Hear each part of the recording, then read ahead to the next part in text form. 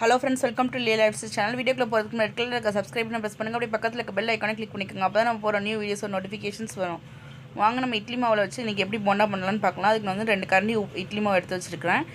அதில் வந்து நடுக்குன கொத்தமல்லி, கருவேப்பிலை, அதுக்கப்புறம் பச்சை மிளகாய் உங்கள் காரத்துக்கு ஏற்ப சேர்த்துக்கோங்க. அதுக்கப்புறம் பொடியாக நறுக்குன வெங்காயத்தையும் ஆட் பண்ணிக்கலாம். இட்லி மாவில் ஆல்ரெடி உப்பு போட்டிருப்போம். அப்படி உப்பு போடல அப்படின்னா நீங்கள் உப்பும் ஆட் பண்ணிக்கோங்க. நான் ஆல்ரெடி உப்பு போட்டிருக்கனால நான் ஆட் பண்ணலை.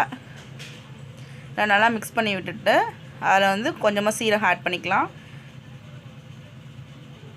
அதுக்கப்புறம் 2 ஸ்பூன் அளவுக்கு அரிசி மாவு ஆட் பண்ணிக்கோங்க.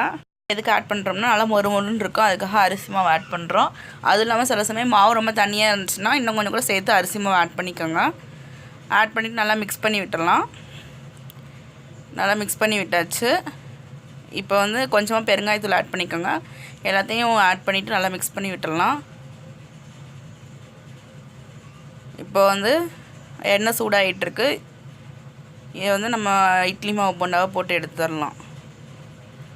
கொஞ்சம் கொஞ்சமாக எடுத்து விட்டுருங்க தண்ணி எண்ணெய்க்குள்ளே. உருட்டெல்லாம் வேணாம், அப்படியே எடுத்து கொஞ்சம் கொஞ்சமாக போட்டுடலாம். குட்டி குட்டியாகவும் போடுங்க, குழந்தைங்களுக்கு ரொம்ப பிடிக்கும். மாவு வந்து புது மாவாக இருந்துச்சுன்னா ரொம்ப டேஸ்ட்டாக இருக்கும். பழைய மாவு யூஸ் பண்ணிங்கன்னா அவ்வளோக்கா டேஸ்ட் இருக்காது. அதனால் மாவு அரைச்ச அன்னைக்கே யூஸ் பண்ணிங்க அப்படின்னா டேஸ்ட்டாக இருக்கும் இட்லி மாவு போண்டா. ஈஸியான கிறிஸ்பியான ஸ்நாக்ஸ் ஈஸியாக ரெடி பண்ணிடலாம். ஒரு 5 மினிட்ஸ் தான் ஆகும் நம்ம மாவு கலக்கிறதுக்கு.